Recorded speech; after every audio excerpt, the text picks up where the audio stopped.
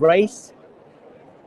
And we are live on the third day of the London Book Fair 2024, and together with us is our dear invited Sir Peter A. Moscovita, author of several books. How are you doing today? We are doing just wonderful. So we're going to go now? We have been laughing right now because I know we're so excited to be here, and Peter just had a great time on the first day of London Book Fair, and at the same time had a chance to visit the hometown where he was born, and he was able to visit his parents. Let's talk more about that later on. But for now, Peter, what kept you busy in the past few years before you became an author? Well, I actually started off as an aeronautical engineer. That's what brought me to America. Then I migrated into the medical field, landed up owning my own company, which I sold in 2010. And unfortunately, 5 years ago, I contracted lymphoma. And I was stuck at home, and my wife said to me, "You've got all of these great stories. Why don't you start writing?" Bingo! That got me into the book business, and I found out writing was my escape, and I no longer worried about the pain that I was suffering. So that's how I started writing. And I actually loved it to the point where I just kept going. So my first book was called The Following Storm, based on my father, who was a maritime officer before for a German shipping company before the Second World War, and then landed up in the British Military Intelligence Corps. And that's where he met my mother. So interesting story. So I used his history as the bones for my first book. And I developed a character called Carl Vida. Carl Vida goes through all 4 books. This is the second one in the series. You don't have the first one here. It's called The Following Storm. This is the second one, beyond all doubt. The third one is All That Ends Well. And the fourth one is The Last Train Home. After that, I had a drink. And so I took a break for a while, and then I wrote let me just have the other one. So this is the one that they have here today, and this is called The Ultimate Sacrifice. Nothing to do with the series, but it's in the same period and genre, all right? So this is an interesting book because it starts off with an RAF pilot that crashes in France and is cared for by a French nurse. And obviously, French being French, a romance comes out of that. But it's kind of sad because he got back to England to fly again, and he went across the Pyrenees. There's a whole litany of how they got there, and I won't spoil it for anybody reading it. But he did get back, and it was 5 years before he saw that woman again. And how he got to the message to her that he was still alive. Well, I'm not going to say it on air, but you got to read the book to get it. So that's the new one, and hopefully these people from Readersagnet are going to do a good job, right, James? Yes. And then there's another one which I did miss, and this is the third book in the series, All That Ends Well. This is a book that was at the Langford Film Festival, and this is a continuation. So think of all 4 books as following the life of one man, and that's the catch for the whole thing, is you follow him along. So it's a good series. I'm very proud of it, and as I said, Readersagnet are going to ensure that I do a good job, right? Well, Peter, for All That Ends Well, which part in that story you think our viewers right now would find interesting? How he makes the transition from being, because the first books, he was actually, war just started. The very first book was before the war, 1936. And the transition that he made from being a single maritime officer to an intelligence officer to actually losing somebody, won't mention too much about that. And then this book is how he becomes mellow, and actually he's still very active in the military, in the intelligence corps. But it's how he associates family life with his job. And it makes the transition. And that very last book is how he transitions out of the military altogether. So it's a lifestyle, a life story of one man, Carl Vida. And I never like to give too much away, but it's well worth it. Everybody likes this book, and this is the one that made it to the Langford Film Festival earlier this year. So very pleased and very satisfied with this one.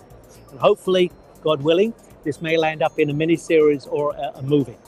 So you can hold that one. That's a very, very interesting story, and the future of All That Ends Well. So right now what we have is three books, Beyond All Doubt, yeah. The Ultimate Sacrifice, All That Ends Well, and these are independent books. They're not a sequel series. No, yeah. Okay. The very first sequel, which you don't have here, is the Following Storm. That was book number 1. Book number 2 is Beyond All Doubt, which is what you have there. The third one is the All That Ends Well, and the very last one in that series, a 4-book series. It's called The Last Train Home. Okay. Now let's talk about the last book in the series. Do we have that ready? You have it. Well, you have it out in San Diego, but not here. No. That will be at the LA Book Festival. The LA Times Festival goes in April. Right. Now, maybe you can give everyone a teaser. Probably like I'm good at doing that. I know, I can see that. So how about a teaser of that 4th book that comes after All That Ends Well, in which our American viewers probably can catch up with you and talk to you about it when they visit the Los Angeles Times Festival. Well, that last book, The Last Train Home, is there. Because that's unless you guys screw up. Yeah, can you give everyone a teaser about it? As I said, it's the end of a sequel, and I got, actually, quite honestly, I got fed up. I keep writing about the same guy. But it's an interesting story because it's how he transitions from being an intelligence officer to basically being a hunter. War finished in 1945, and the military intelligence service, and that would also include Americans, English, French, all the allies, were hunting all over Europe looking for Nazi war criminals. So they changed it. He got fed up of being constantly in the military, being away from his family, and it's how he transitions and eventually leaves the military altogether and what he went through, and then into private life. It's an interesting book. I've had nothing but 5-star reviews on that whole series, and you can get them on Amazon. I guess Amazon. There's some other places too. So, but it's if you start off with one, you've got to read all 4. Otherwise, you'll never get the story, and it constantly changes. So you've got to be paying attention. And I like it when you get to a end of a dead end and you're not sure if you should turn left or right. That's my idea of a good book. One guy I got to tell you about, he was on Amazon, and the review starts something like this. He said, I never usually read books like this. He said, but quite honestly, I got fascinated to the point where I was scared to put it down in case I missed something. That's a sign of a good book. So, and that whole series is nothing but 5 stars. So I was very, very pleased with that. Well, no doubt about that, because, well, that's exactly what I love about Beyond All Doubt, right? So, and that book, I didn't mean to cut in. I'm good at doing that. So that starts off in Dunkirk, the evacuation of Dunkirk. That's a film, right? There is, but actually, people don't realize what went on. And thanks to Winston Churchill, he had the foresight to see that they had a stranded army on the beach and the Germans were moving in. He harnessed every single ship that they could, over 1,800 of them. And they were rowboats, there were merchantmen, Navy ships, and they all worked together to get all of those 300 and something thousand troops out of off the beaches. That's how that book starts. And he got wounded, unfortunately. Carl Vida was quite the boy. And, So, Peter, who is Calvita and why chose Calvita? Okay. Among all names. Are we telling truth now? Yes. Your name. Okay, my name is Moscovita. You don't have to be a rocket scientist to figure out where Vita comes from. Carl was one of my father's middle name. Calitia, actually, he was Italian. So that's where that name comes from. But it's not everybody says, was that your father's autobiography? No. He was the bones for the book. All I did is create a character out of things I knew. Being in the intelligence service, he never volunteered too much. A lot of it had to do, and there's a lot of research went into all those books. But they're all facts, and I've always said, if you're going to do historic fiction based on facts, make sure your facts are correct. So I've done months and months of research on all 4 books. And the other one too, The Ultimate Sacrifice. So you're shaking your head. That means that's good. If you were to describe Calvita, how does he look like? Well, actually, if you had the first book, I'll look more handsome than Peter. Actually, I look very much like my father. If you get the first book, The Following Storm, it's his picture that's on the front. So I would suggest, look it up. You can see it on Amazon. You can see it, well, on your site. And then there's, I guess you guys were involved with making that video link, which was fabulous. The Following Storm with Yeah. the thunder, the lightning, the cloud. So, no, it's available. So where can our viewers, get a copy or watch that video? It's available on YouTube, I believe. YouTube, yeah, and I guess it's on my my website is Peter, no middle initial, petermoscovitabooks.com. You can see it there. You can see all the other books too, and some of the things we get involved with. And I believe your site as well. I'm a bit of a neophyte. I don't know where to find them. It seems to me that you already have touched the film industry. You mentioned about one of your books, which is All That Ends Well Has Been Discovered. Yes, it was at the Layard Film Festival. How was the experience? And how does it feel like? That was a learning curve, my friend. That was a learning curve. When they approached me, they said, we got to get a film script. I have no idea what they're talking about. So they put a team on it, 5 men, and they were up against we're on a time crunch. So we sent all the material, and they turned out a film script, 128-page film script, and we kept going back and forwards till it was right. And then they shot it off to France. It was layouts up in the French Alps, and there was a producer there that presented it. And I never thought it would go anywhere, but it did. It went all the way up to the top, and it recently, meaning about 3 months ago, got discovered, and now it's being seriously considered for a movie. So I can't tell you too much because it goes everywhere in your life. I know. But that's something that everyone's going to look forward to. That's how nice your books are. Knowing that it's being discovered and it's being made into films. I had a meeting with them, but here in London. But I think the thing is that and this was a friend of mine. She's got 104 books in circulation. She's a romance writer, and she said it's the sort of book that lends itself very well to what is very popular right now, miniseries and movies. And she said, especially if and she read it, and her husband read it, and he said, really, really exciting book. So when they read it, they said that it had all the credentials for making a movie. Are you yawning on me? Oh my God. So, long day, right? I know. It's an amazing feature of your series of books. And I can't wait to have all your books here. And there's 3 more in the works. 3 more. Yeah. Maybe you could give everyone a teaser also of those 3 more books. And the next one is called The Unexpected Encounter. And that one, I'm working on it on the plane coming over. So that's about 75% done. That will be going to you guys at Readersagnet, say within the next month. Within the next month or so. Yeah, and then there's another one, which is something brand new to me. It's nothing to do with what I would normally do it in a genre. It's, I'm writing it with a German singer, a female singer, and it's very modern, kind of out of my depth, but I'm getting another education. And that should be about a year. Okay, that's perfect. You mentioned about Los Angeles Times Festival books. Yes. Are you having your books displayed at the LA Times Festival in April? Yeah. But actually, I wasn't there, but I've done that live streaming, which was brand new to me. Mm-hmm. And as I said, when it started off, I was sitting there saying, what am I supposed to do now? And so somebody wrote across the bottom, you're live. And I went, oh. Well, that's your author interview, which is also necessary to start everything you're doing. Like Los Angeles Times Festival of Books, like the London Book Fair, making sure that your book I've done 6 of them. And I kind of enjoyed it. So towards the end, I knew what to do. It looks like you do. It was fun. You got to have fun. I mean, writing's difficult. It's never easy. Somebody just asked me on, was it Monday? They said, what gets you into writing? I said, you have to have stories. You have to have ambition, and you got to have tenacity, because writing is long, hard, and very frustrating at times.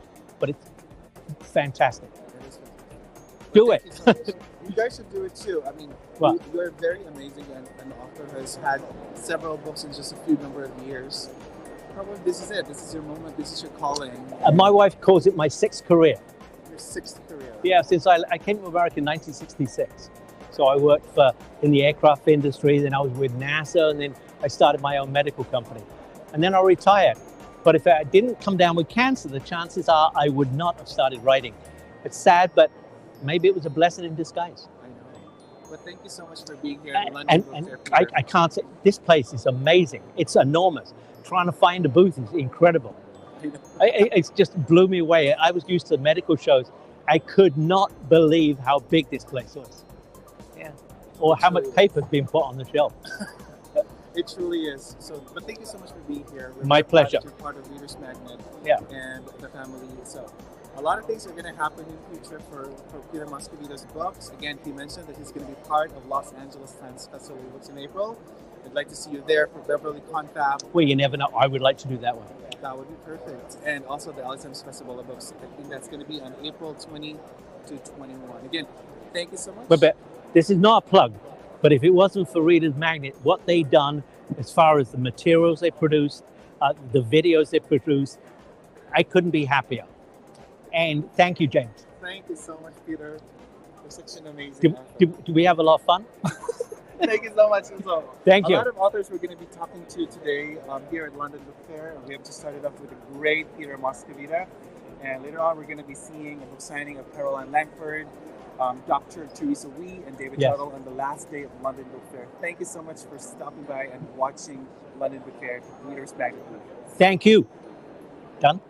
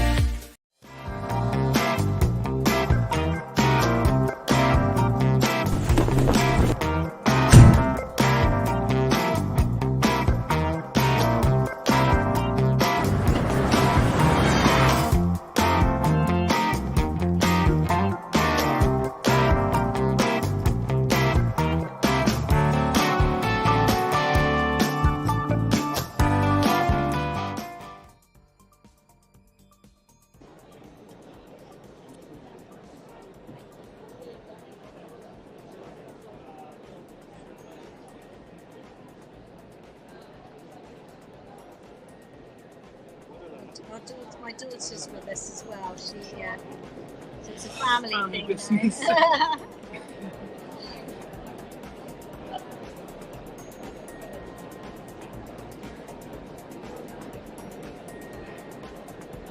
What does Langford leadership do? Training, coaching, keynote speaking, For Yeah. businesses or for... businesses, nonprofits, right? Yeah.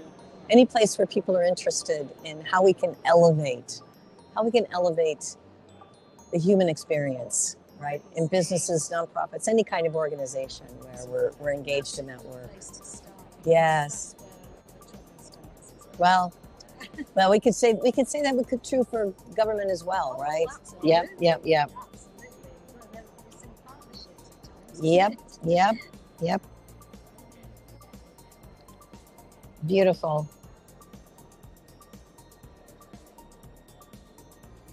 And how'd you find working with these guys? Lovely. They're lovely. Absolutely lovely. Really beautiful. Beautiful people. Yeah. Yep. And they're growing and they're very, very motivated. Very motivated to grow. And it's very sincere, hardworking, dedicated, diligent people. Yeah. Yeah. Yes. I am so happy to meet you. If you're on LinkedIn, let's connect because I would love to follow and stay in touch. Yeah. There's a QR code. Yep, I see that. Yeah, but yes, I'll definitely be Got it. I'm putting it right here. So much. Penny and Sebastian, so happy to meet you. Wonderful.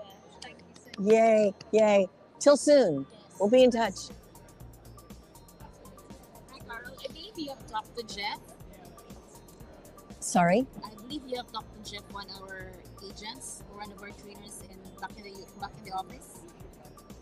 Jeff Reed. Yeah. So what are you asking me? He wants a signed copy of your Oh. your message. Oh, I see. I was like, am I in trouble?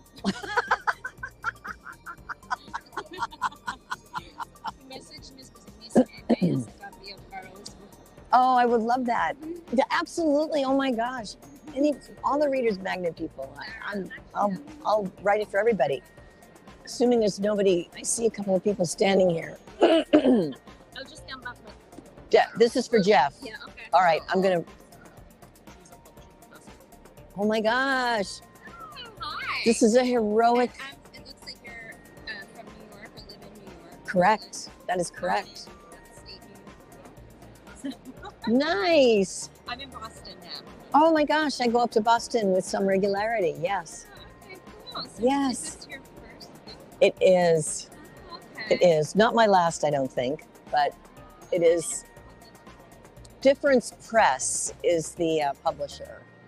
Yes, the Reader's Magnet people are helping to promote it, give it visibility. Oh, that's amazing. Yes, I'd be happy to sign a book for you. Oh, that would be lovely. Yes, you bet, Sarah.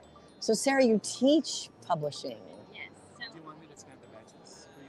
Oh, that'd be amazing. That'd be amazing. It's a little, yeah. I'm at Emerson College. I don't know if you know Emerson. It's a liberal arts college. Of course. Oh my gosh, very, very well known. Yes. So I'm in the writing, literature, and publishing department, and I was in the publishing for 20 years. Sorry? Moved over into academia. Oh my gosh.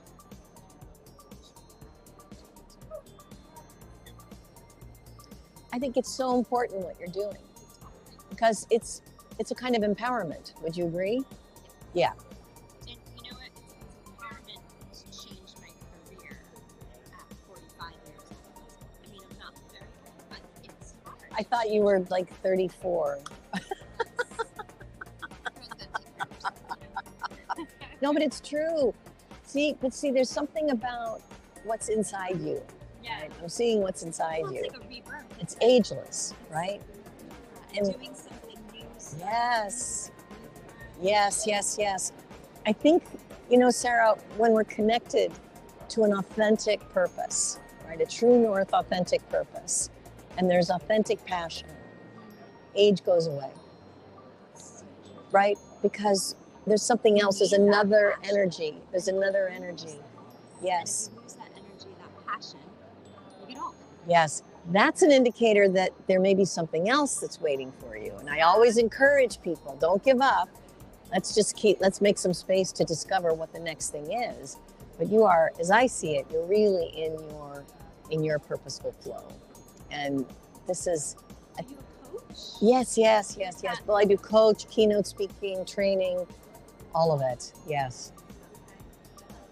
I'm so happy to meet you, but I do think that the written word, the spoken word, when it's coherent and when it has relevance, it has so much to give the world. So this is a very important work you're doing.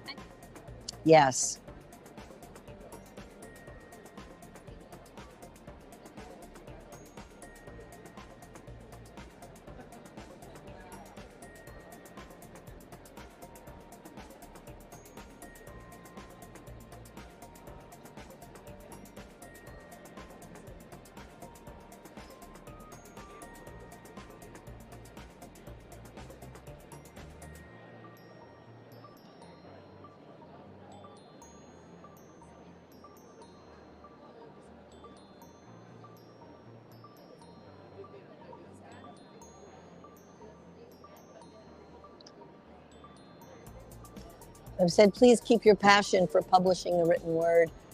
The world is enhanced by great ideas, right? This is the heart of civilization. We're continuing to evolve, so we want to keep that evolution going. My husband's at Harvard Business School. Oh, nice. Are you on LinkedIn? Oh, Yeah. let's connect.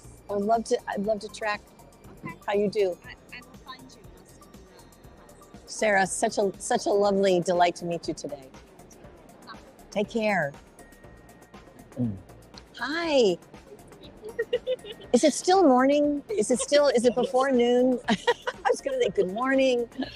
Good morning, good morning, good morning. Let's see, you are Karina? Karina, good morning. How are you? There we are. Karina, delighted to meet you. I'm so happy to sign your book. Thank you. Tell me, what is your passion, Karina? What are you passionate about? An illustration agency. An illustration agency. We had some illustrators here a minute ago. Oh, really? Shoot, I wish we could have connected you. It's quite nice about this event. We've met so many people, not just like so many streams coming off publishing as well. Yes. Oh my gosh. And what is it about illustration that interested you? Well, I love looking through art all day, which is basically my job. So Oh. I just get to go through so many talented submissions every day. Just in art all day, tuck over. So you're really in the midst of your joy when you get to. It's wonderful. How are you finding it today? Wonderful. I'm having a fantastic day, but I'll tell you, this cover of my book is the second cover. Okay. So the first cover was nice. It was nice, but it's sort of like people said, wow, they thought there was room for something different. So I really, in terms of illustration, right? We talk about illustration or artwork or how we're presenting ideas through the visual media. It's a very, very important question. And I do think aesthetics matter. So It's such a tricky one. For everyone, something comes across different and no one looks at art the same. yes, When you're doing a book cover and you're trying to reach so many different people, Yes. it's such a tricky one to navigate. yes, So I think when the illustrator a connection to get the same vision. yes. It's really magic. It's magic, isn't it? Yeah. Yes. Do you ever have to lead meetings or give a presentation or make suggestions? Does that ever happen in your work? In general, I feel like it always happens, not even just in big, in general. Yes, always. You're always engaged in presenting a point of view, aren't you? You're always engaged in cultivating relationships with others. You're always engaged in navigating those partnerships, yes? Yeah. Well, I think this book is going to help. Yeah. I'm really excited to read it. Oh, and the nice thing is it has stories, right? I talk about the mechanisms, but then along the way, I include stories that demonstrate those mechanisms. And some of them are funny. I like that.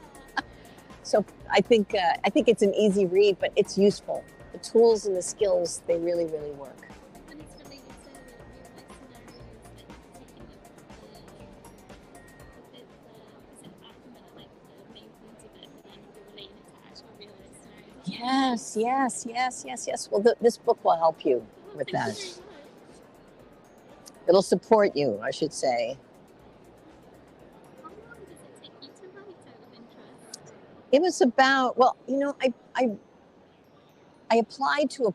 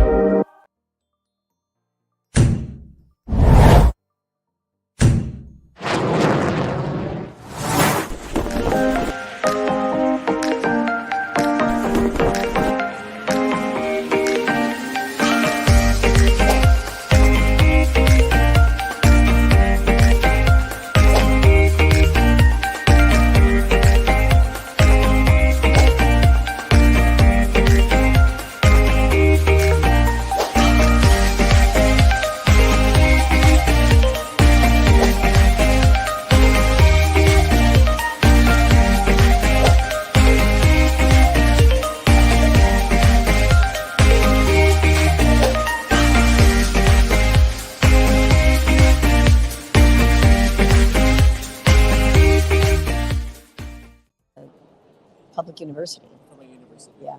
In New York, right? Yeah. And then before that, I was an actor.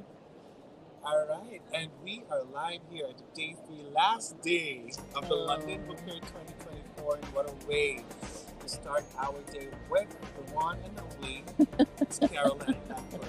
How are you doing today? I'm doing really, really well, James. Thank you so much for asking. You have been such an amazing dear author of the Readersagnet in San Diego Book Fair last August. You were there. That was the first time you were there. It was. We terrified with the hurricane, but we managed to pull it off anyway. Yes. Right? So how was the experience in San Diego and now here in London? Oh my gosh. Well, San Diego was just wonderful, right? It's outdoors, and there were many, many people who came to that book fair, and I met quite a few. So it was great. It was hilarious also because, it's San Diego, which is magnificently perfect weather all the time. This was in August, And that was it was August 2023 when the big hurricane was coming. That was the weekend. So I just remember the news report saying, stay inside, stay inside. So the first day we were very fortunate. It was a perfectly beautiful day. But the following day, the book of the confab, they said, don't go anywhere. So that was so ironic. But I had a fantastic experience, met lots of beautiful people, and it was a wonderful way to begin conversations about a lot of people's books. I would like to consider you as one of those amazing young authors who just don't sit there and give copies, but you talk about passion, connect with them, Yes. drive them, and even brought that kind of energy in Manhattan during the book confab. How was Yes. the experience? Well, if you remember, in Manhattan, we had 30 minutes to talk about our book. And of course, I've been coaching, I've been training for over 20 years. And what I've learned is, I could have been up there for 30 minutes doing a lecture, but since audiences are not really engaged.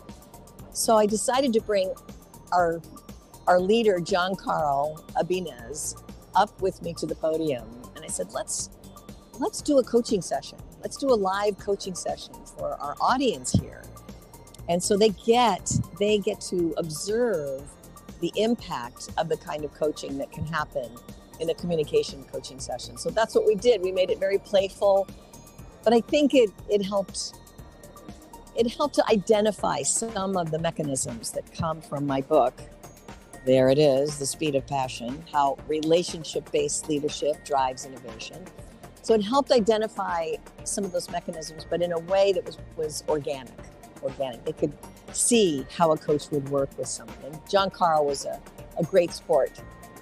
We didn't really rehearse. I told him a little bit about what we were going to do, and he just dove right in. It became natural.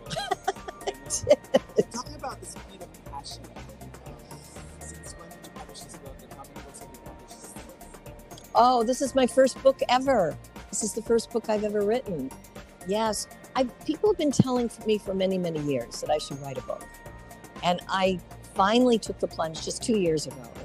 I wrote a proposal to the Difference Press people, and by golly, my proposal was accepted.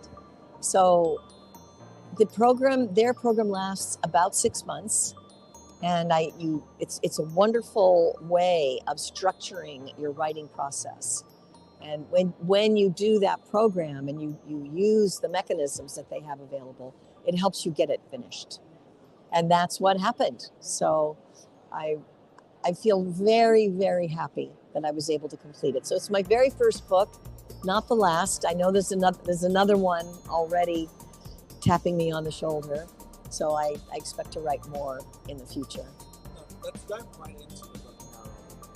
I've read about a ton of leadership books, but your title is so catchy. Passion. Yeah. I know you are a leader. Leadership building, relationship building is the basis of leadership. Yeah. What chose the title The Speed of Passion? Well, I think, what is it that drives a human being's actions? What is it? There are needs, right? There are instincts, there are impulses. And we could make an argument that gets connected to a human passion. And I think some of the best organizations have been born out of a deep passion for change, a deep passion for contribution, a deep passion for creating something new. It's the best organizations are connected to some true north purpose. Sometimes call it the true north purpose. And the passion for that purpose is what drives all of the creativity that goes into making an organization. So when we connect with that authentic passion, that authentic purpose, that gives us the energy to do everything that we have to do to make it happen. I think the same is true even for an organization that's existed for a while. Every team that's engaged in supporting that organization has a purpose. it has a part to play in the evolution of the business. So we want to leverage that human passion. And it's not just the passion. We also now have very, very useful mechanisms and tools and skills that can enhance our communication, that can enhance the way we describe our vision, that can enhance the energy that we bring through intentionality. Mindfulness practice is a very, very big arena in this moment for enhancing our connection to our deep passions and leveraging that through intentionality actions. And of course, the relationships that occur when we bring our passion, and we do so with effective communication, and we loop in all of the intelligences that we need right now: emotional intelligence, social intelligence, cultural intelligence, relational intelligence. That can enhance the relational environment of a team, of an organization. When that's enhanced, then we get the best productivity from people. That was a long answer. I know. But it was like more like a Miss Universe answer to me. It sounds amazing. But I understand authors write stories such as yours. It's more unsuggestive of what to do, how to become a very effective leader. So, what inspired you to writing this book, and what seems to be the problem in our society today that you'd like to address out of the book? Well, you know, inspiration comes from various places. For me, it came from something deep inside, and there was also some, people outside of me. Again, so many of my colleagues and friends would say, "We need a book from you." So I'd say that's where it came from. But then you have to engage with your deeper creative self. So that was a huge part of writing this book. So what wants to be said here? What content would be helpful for anyone who is reading this book? I kept coming back to that question. Who's my reader? What do they need? What would be useful, concretely helpful, and inspiring and uplifting for them? All of those questions were important as I was creating it. So while it was important to include the tools and the skills, those cutting edge ways that we can enhance relationships, I also felt like, let's not just make it an academic discussion. Let's include some storytelling. Because I think everybody likes, what we like the most in learning is good stories. So every single chapter comes with some, I'm going to say, some wonderful stories. Yes. There's background stories, but there's stories that demonstrate the skills and the tools we're using. Yeah. And some of them are really pretty funny. Some of them are my own stories. I share stories of clients, but of course the clients are all disguised. I change the way I describe them, so none of my clients' confidentiality is broken, not at all. So I wanted to make it somewhat entertaining, right? Because while we want to be edified by the content, it's even better if it can be fun to read.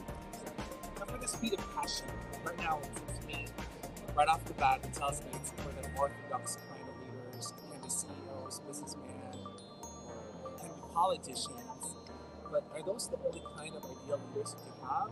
No. What do you think are the ideal leaders for the speed of passion? Well, I'm going to tell you, James, I have a little bit of a radical notion on this. Because I think in some way, shape, or form,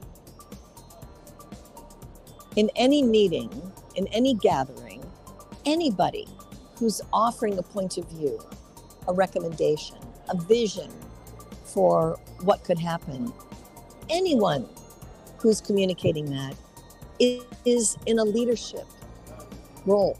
They're expressing an idea, they're expressing suggestion. So in some ways, everybody's influencing the world that they're in. Now, when a person is granted elevated responsibility for influencing, then it's more formal and it comes with more accountability.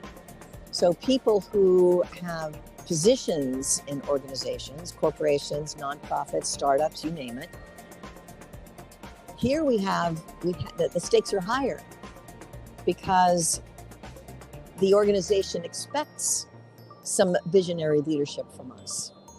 So this book is particularly helpful, I would say, for anyone who's in a position of influencing. And I have worked with CEOs, I have worked with C-suite people, and the larger corporations that we work with, you know, you've got major sections of a corporation and people who are leading those sections of a corporation. I've worked with those people as well. The stakes are so high in this moment in history. And I do believe that so many of the people that I work with, the organizations that they serve, there's an aspiration, a genuine human aspiration to bring positive transformation to the world. Now, what does that mean? What that means to me is whoever we're serving, whoever the organization is serving, let's enhance their experience of what we offer. Let's also reduce the suffering. Let's reduce the amount of challenge that exists in this world. Most organizations are here to make a positive difference. And when that happens consciously, creatively, with that vision, and especially when it's relevant for the time, then real magic can happen. And that's where positive change across the whole society can happen. You know, our larger organizations are in a position to change the world. They have changed the world. One of the questions that I love to ask my executives is, I'd like you to extrapolate 25 years into the future. Imagine that it's 25 years from now. Now look back at this moment. What kind of world-changing transformation has happened in 25 years? What would you like to see? What positive change would you like to see in 25 years? And what was required at this juncture to make that change happen? I really do believe in the innate creativity of any group of human beings who are getting together to try to make a positive difference. There's magic in that. And when the relationship environment is positive, nurturing, mutually appreciative, respectful, honoring of people, extraordinary kinds of innovation can occur. And I do believe, would you agree, James, that this moment in history, I feel like the human species, we're kind of on the cusp.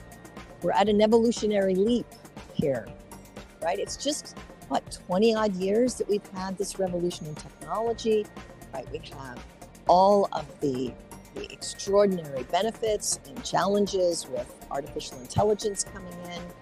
And there's all that we're learning about the human species and condition. So it's a really interesting time in history.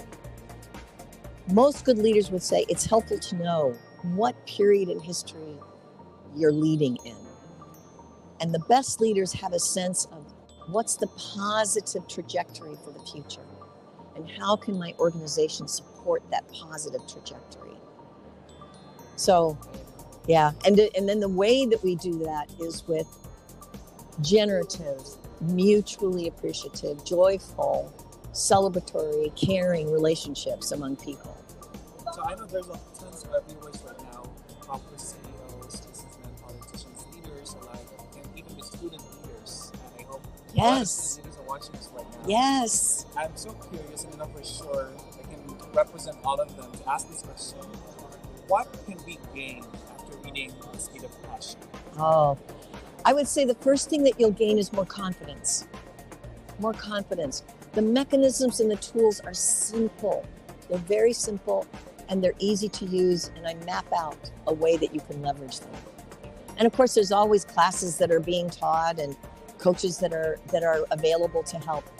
So you've got a collection of skills and tools that can support you in accomplishing, realizing, manifesting, if you will, those dreams for your organization or your team. Well, that's very, very important. I mean, everybody can dream to becoming a leader, let alone becoming a CEO, an effective leader. Yes. But this is my personal question.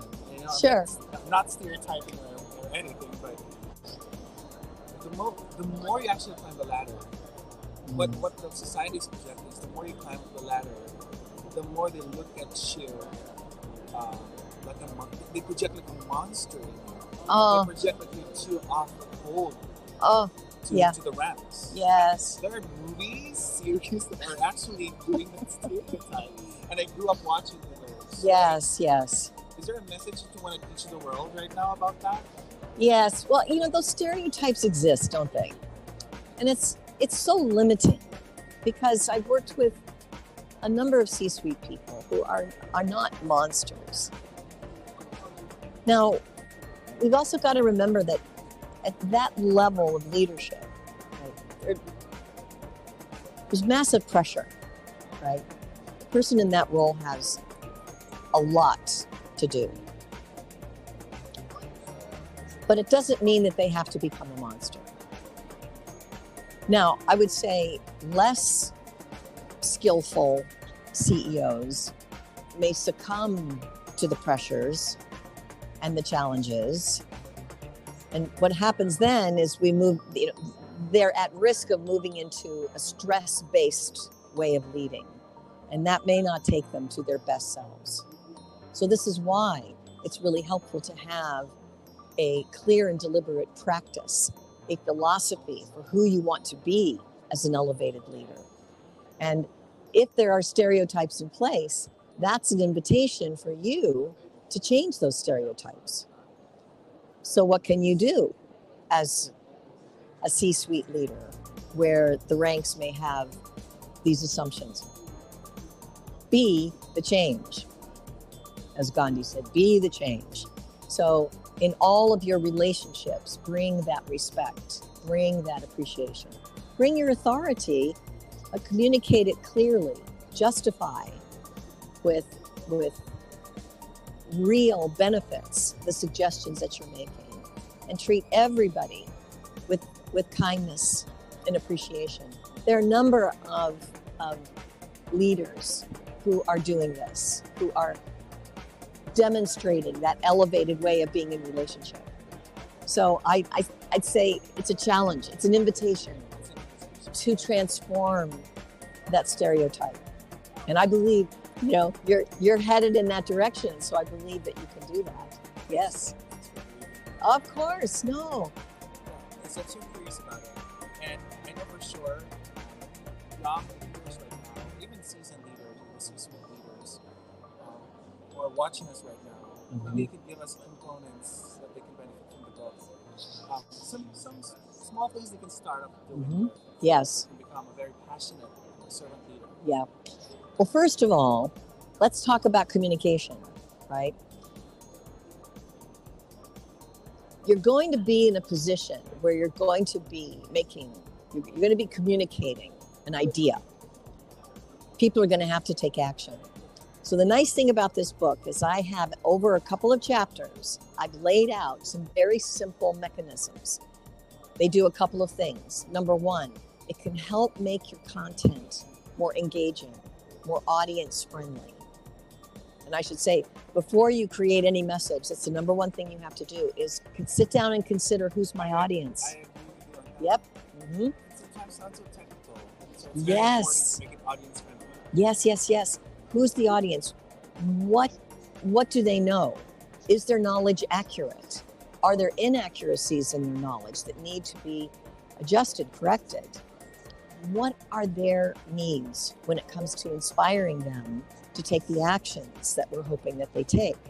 So knowing the audience very deeply, and I would say acknowledging the audience during the meeting so that they have the explicit experience of being appreciated, seen, right? When you demonstrate that you recognize them and you're appreciative of them, that tends to wake people up.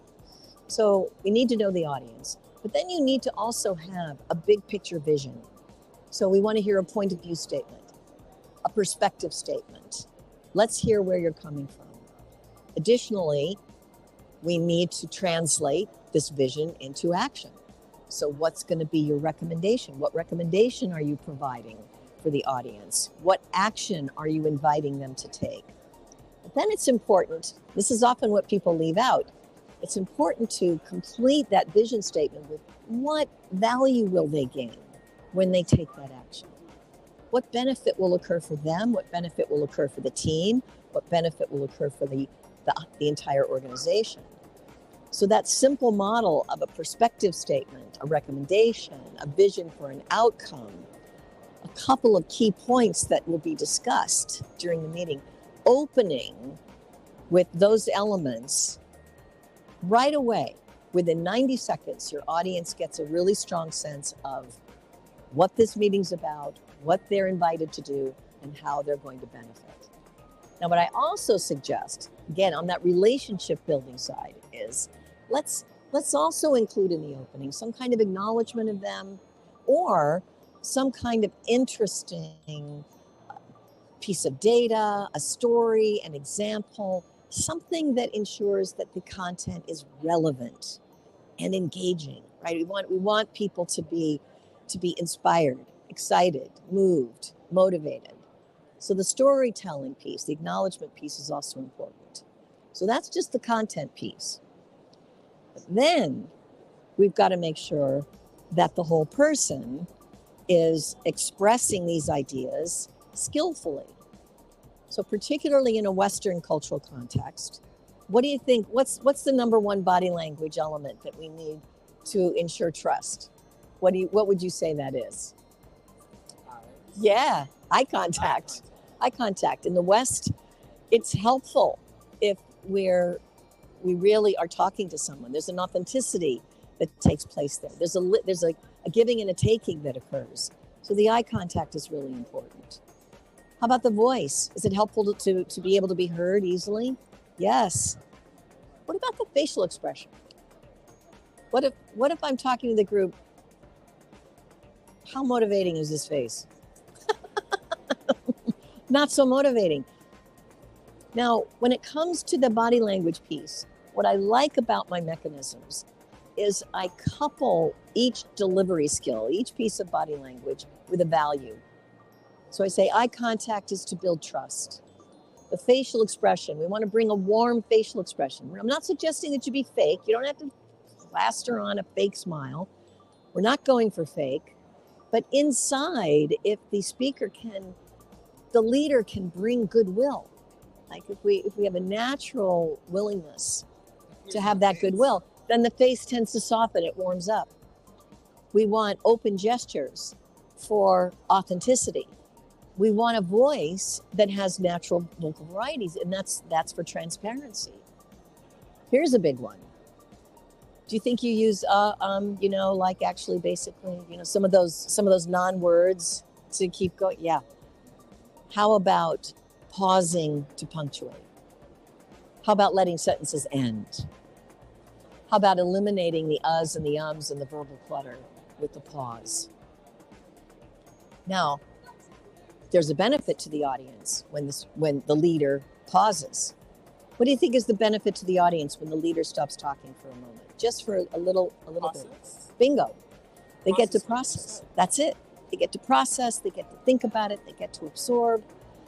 So all those delivery skills, right? I frame pausing and punctuation around coherence, being coherent and clear. And you got to remember, I'm a former English teacher, so I know my grammar, man. So I like to frame the body language piece with values-based leadership. And then, of course, in the book, in addition to the communication skills, we want to bring in 21st century mechanisms for influencing people via mindfulness practice, intention setting. I think it's really helpful if we're clear about the larger intention that we're moving toward. And that mindfulness practice can help us clarify what that intention is. So with a clear intention, and then there's a lot of research being done around visualization. So bringing that authentically connected, this is where we're connecting to the passion, we're connecting to the purpose. When that's real, then the intentionality accompanied by that deeper reflection called mindfulness, and then the visualization of that, That can be these can be very, very powerful forms of energy that can help deliver those outcomes. And then, even before the outcome has happened, it's really helpful to have a heart of gratitude, a mind of gratitude. Let's imagine that it happens, and let's bring that appreciation and gratitude in advance. That's elevating. It's elevating the whole relational environment. You know what, Carol, we can spend the rest of the day. We could. I know. Talking about leadership and about the book. I hope this hasn't been like a lecture. You can tell I'm a little passionate about this. You are very passionate. I mean, you have so much to do. You have book signings, and I know your fairgoers are actually interested in getting a copy of the book. Yes. I know everyone is watching us live right now on our Facebook, social media, and Twitter, or X, LinkedIn, and YouTube. Yes. They learned a lot from you. Yes. And why don't you invite them to grab a copy of The Speed of Passion? Okay. Where we can find Caroline Langford. Sure. First thing I want to do, though, if I may, is if we're on LinkedIn in particular and Facebook, I have many colleagues. I'm going to get inspired now. I want to give a shout out to my colleagues who I love and appreciate and respect. They're the most amazing people, and they are dedicated to this kind of elevated leadership for all the people they work with, and they're gorgeous. And I want to tell them that I love them and I appreciate them. Forgive the sentimentality, but it's honest and it's true. Now, in terms of finding me and some of my colleagues, because we work together sometimes, here's the book, again, The Speed of Passion. And again, we are focusing on relationship-based leadership and how that drives growth and innovation. I have a website. It's called langfordleadership.com. Yes, that's there, and people can find me there. And my email is carol@langfordleadership.com. So people are invited to reach out. I'm happy to talk with anybody and hear from anybody. We want to be helpful. That's the centerpiece of our mission, to be helpful, to elevate the human condition, to co-create a fantastic future for humanity. That's our goal. The gift of words to be able to inspire people and contribute to the society, make it a better world. You bet. I feel like I want to do a high five now. Yeah. All right. Thank you. Thanks everybody for watching. Catch up with Ms. Caroline Langford, the author of The Passion, here the very last day of the London Book Fair. During the book signing, she's giving away 3 copies of The Speed of Passion. Thank you so much for watching. Thank you.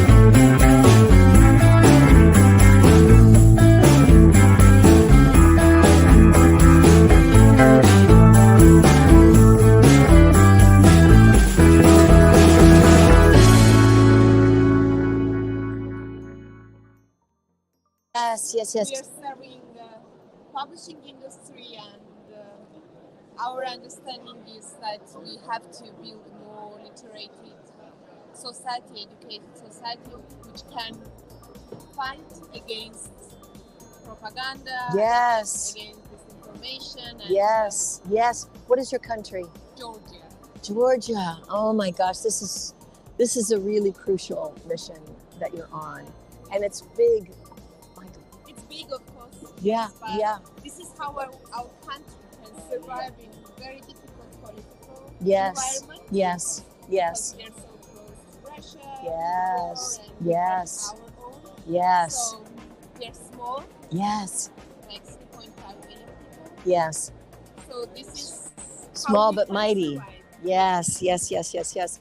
And this mission for democratizing the culture in Georgia is crucial, I would say.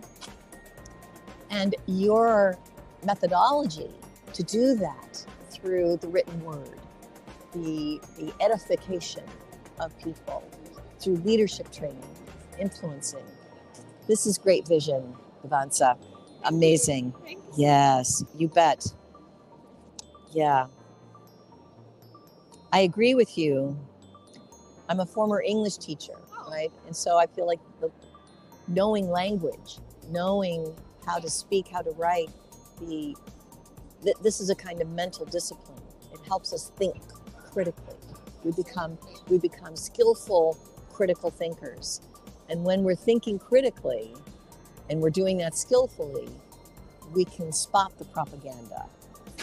We can spot the disinformation and refuse to be manipulated. Right? So I completely agree with the connection between language and personal freedom. Yeah. Yeah. We feel that language is really very important, and we were struggling a lot to defend our language Yes. against Russian influence. Yes. So, and that was our understanding, because language defines people's minds. It does. Language Yeah, defines so if you people's lose your minds. language, you are losing your identity as well. Yes. Yeah. Yes. You are transforming in different culture. Yes. That's why all these are very, very important. See, what you just said that's a keynote presentation right there. Okay? I want to encourage you. I want to encourage you because this may be useful in Georgia, but let me tell you, it's useful in a lot of other countries as well. Because not every society values education in the way that it protects the democracy. Okay?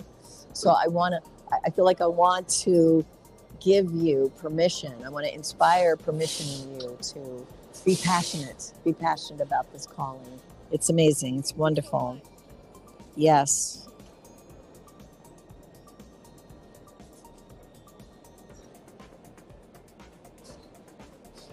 Okay. There you are. Kvansa, are you on LinkedIn? Are you on LinkedIn? Yes. Oh, I would, please find me. I'd love for us to connect there. Yeah. I would love to keep track and observe how you do in the future. I would. Let's have one picture together. Okay, Sure. Oh, sorry. Delighted. Ask them. Oh, sure. John Carl, can somebody? Thank you for meeting. You're up next. Yes. Nice. Miss VP, are you on LinkedIn? Yes. You have to follow her. we Okay, talked connect. About Connect. it already. Yes. Yeah. Yes. Don't just follow me. Let's connect because I want to hear about what you're doing. Thank Yeah. you so much. You are Let's so stay in touch. welcome. It was lovely to meet you. It's my pleasure, My Kvansa. pleasure, too. Yes, I see amazing things for you. Yeah. Don't hold back. All right. Don't give up. Thanks. Bravos. Thanks for inspiration and motivation. Okay, thank Very you. good. Thank Bye, you. and thanks for the book. You are so welcome. It's actually, I think it's handy. It's practical, but it's got some good stories. So I think you can find some good things there. I'm sure. I will. Wonderful. Thanks. Good to meet you, Kvansa. That was fascinating to hear halfway through. Isn't it interesting? Yeah, so my name's Jasper. I'm a second-year undergraduate university student doing English with creative writers. Oh my gosh, did you say Jasper? Jasper, yeah. Jasper, so nice to meet you. And second year graduate student. Undergraduate, okay. yes. And it's creative writing? Yes. Oh my gosh, you must have a big passion for that. Oh yes, I was always wondering if I really wanted a comparative literature degree or just a bit of literature and creative writing, because I love the creative writing aspect and I wanted to have it still with me when I'm doing the degree. So, oh my gosh, this is amazing. Do you have? Yes. What would you say?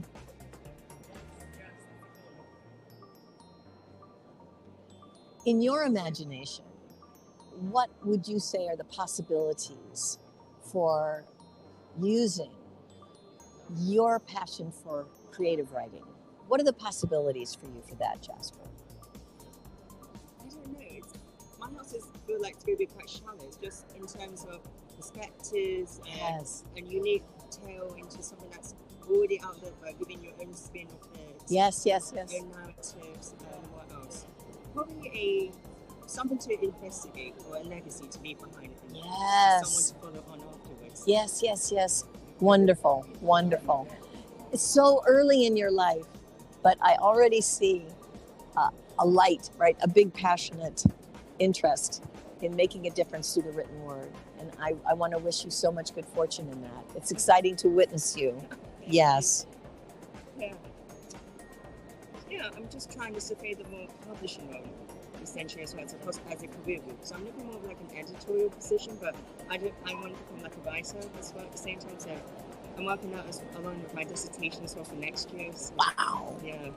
What's the dissertation going to be on? I don't know. It's going to be more like mental illness, grievances, like a bit of love and passion as well. Super important. Yeah. Very important. Yes, but I was interested in the book that you're writing as well, but I've never actually heard it before today, actually. So I'm just intrigued, like, if you had to summarize or describe to someone who was going to read it for the first time, how would you? Well, big picture, Yes. It's about cultivating positive relationships with the people that you may be working with or living with. Within that context of elevating our relationships, we have communication mechanisms. So the communication mechanisms include how we frame our content, how we enhance our body language, delivery, how we leverage the emotional, social, cultural intelligences. Within that, we want to add intentionality, right? We want to add all of the pieces that help us realize the goals that we have in front of us. And there's storytelling throughout that gives examples of how that happens. Great. Yes. How does that sound? Fantastic. Yes. And I'll encourage you, it's also easy. It's an easy read. It's very, very easy to read. It moves quickly. It's not too academic because I infuse it with a lot of human stories. That's great. Yes. Are you on LinkedIn? I am. I'm on LinkedIn as well. Oh, good. Well, please send me let's connect. Yes. Send me an invitation to connect. Because I'd love to follow your process and hear how you're doing. No worries.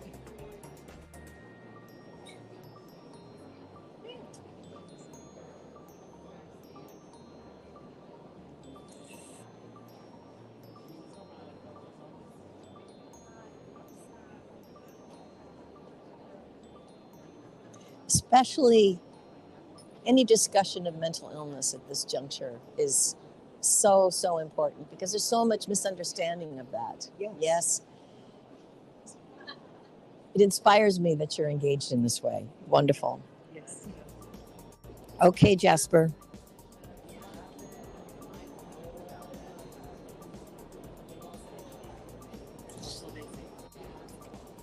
No pressure, but the world is counting on you. Well, thank you so much. You bet. Find me on LinkedIn. Let's stay in touch. Yes, I better remember your name. Yes, it's right there. I'm Carol. Yeah, Carol Ann Langford. Yeah. Delighted to meet you, Jasper. Thank you so much. Yes, I'm seeing a lot of good things for your future. Thank you so much. Have a nice rest of your day. Thanks, you too. Good afternoon. Good I afternoon. was walking by and I heard you speak, and just your voice stopped and drew me that you were busy. And this fella stopped in, and he said, "Would you like some?" I was like, "I got one yesterday, but it was a different speaker." It was the same Oh, thing. oh, I see. We have a number of authors who are represented here. So then he said you talk to people on like speaking and things like that. I'm just moving into international speaking because I just came from one in Paris and I may be doing another one in Florida, and I'm an author. This is so exciting. International author. He's just going to scan your scan code. Penny, this is so exciting. Then I was like, okay, I would really like to talk to you. Yes, of course, of course. So the book, Penny, the book is really about relationship building, right? How we cultivate elevated relationships among the people that, oh, I understand. It's about relationship building and how we cultivate elevated relationships that enhance the mission, right? Enhance the purpose, how we accomplish what we need to We accomplish. all have a purpose and passion. Correct. Exactly right. That's why I was asking you, what's your passion? So the book has various mechanisms. Thank you. Yeah. So we have sections on how to build the content, how to engage the audience, and how to bring in 21st century mechanisms like intentionality, emotional, social, cultural intelligence, how we bring all of those together to accomplish our goals. Yes. Let me invite you to come back here in front of the table. What would you say, Penny, would be your goal and aspired outcome of the work that you're doing? Right now, my goal is to turn my book series into a movie. Exciting. And what would be the positive impact of that? I do believe my work divinely inspired and given to me by God as a message. I see. People can wake up. Yes. Start a spiritual revolution. I call it the children of change because we are all children of God, and if we don't change, we're in trouble. Okay? So we need a spiritual revolution. Yes.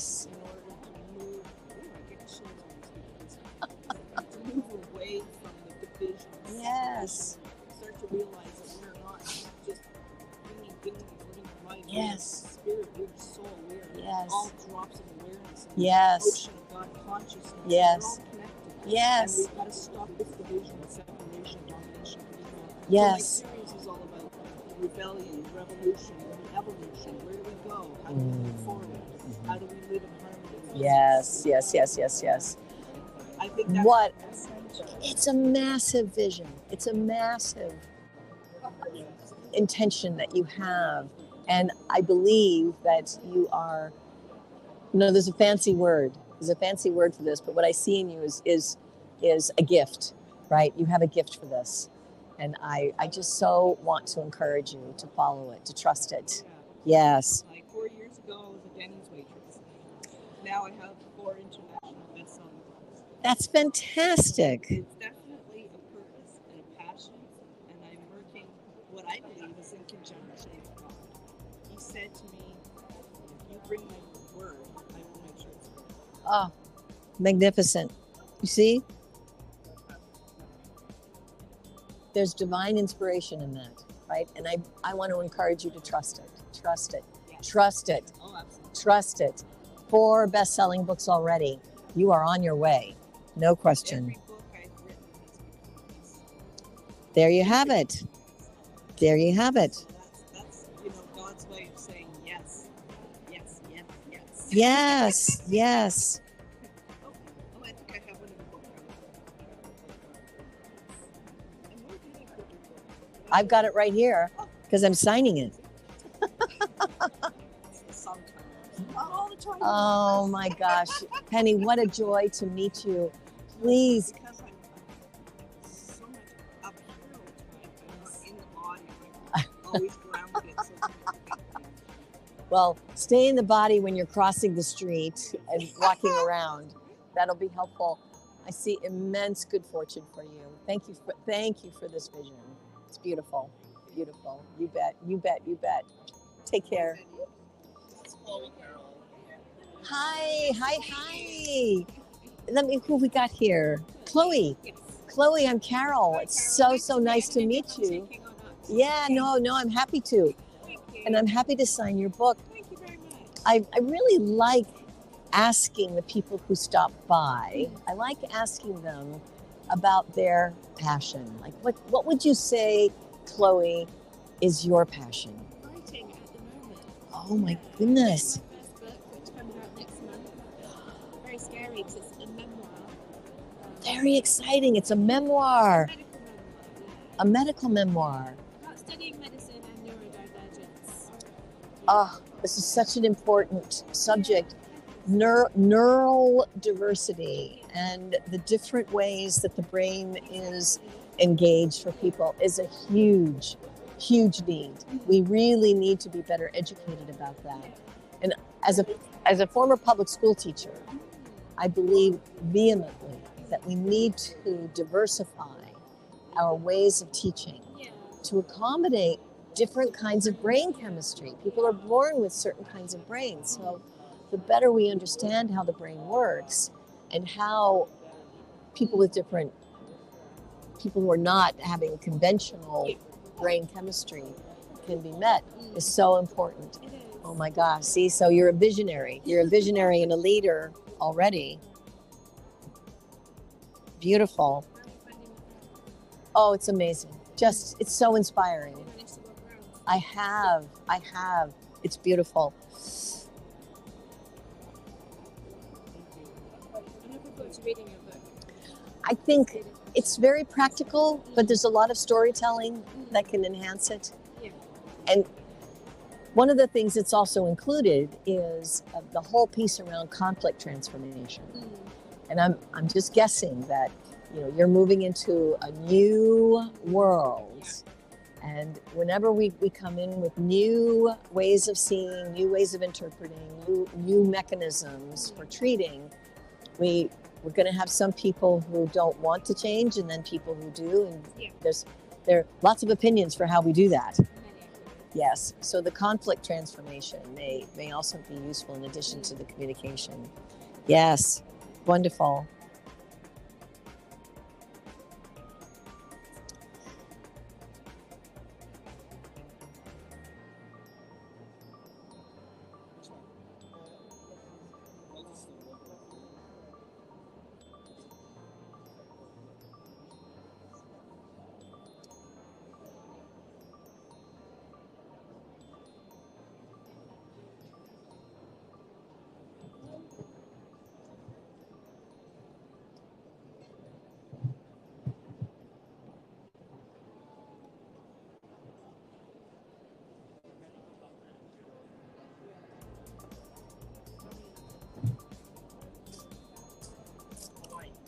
Chloe, Thank you very much. I honor your courage Thank you. and your vision, and I wish you so much good fortune. Are you on LinkedIn? I'm not. Oh. After this weekend, I know that I should not. Come on LinkedIn, and when you do, feel free to connect with me, right? I would love for you to connect with me, and most of the people in the connections in LinkedIn are people that I've met, I know, so, Great. and they're amazing, Yeah, so as are you. thank you.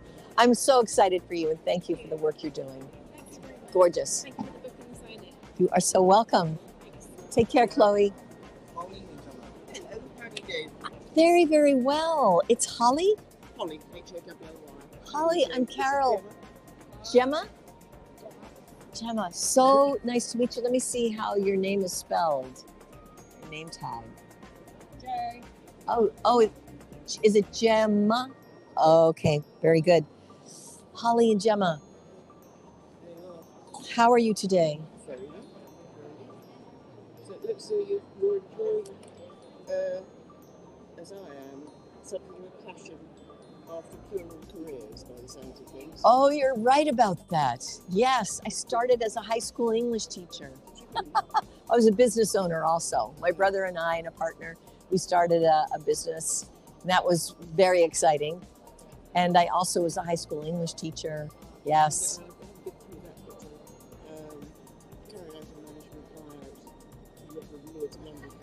Oh my. Oh my goodness. Yes. Yes, it's oh my gosh, that's amazing. Absolutely fantastic. Well, yes, here we are indeed. I agree. Now, would we be doing a book for you and you? Would you both like this? Okay, so I'm going to say for Holly and Gemma.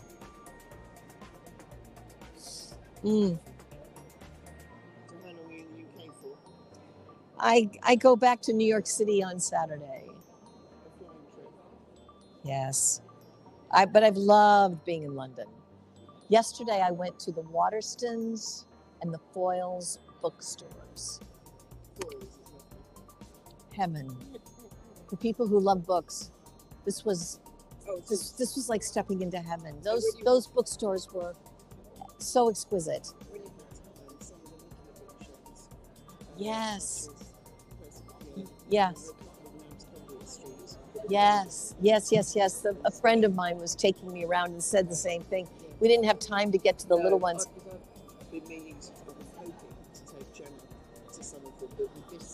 It's such a Zoom. Yeah. We'll do the whole separate trip, and we're not that far from Langford. We didn't exactly have to come across it. I understand.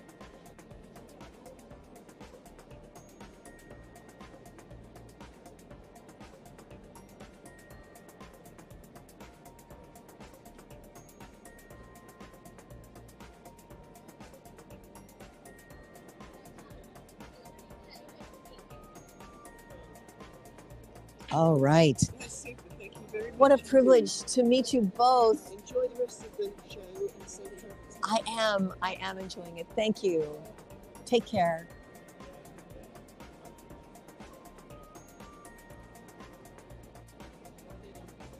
How are we doing? This, by the way, if you need to get into this, it's just, I don't know, is that on? It's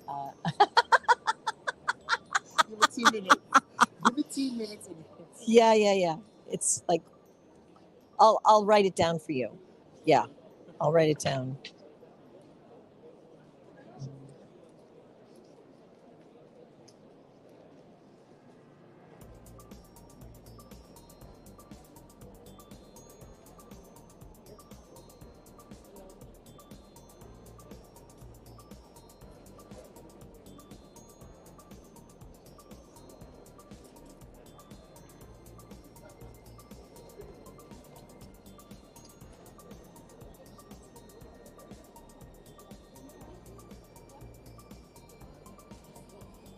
Okay.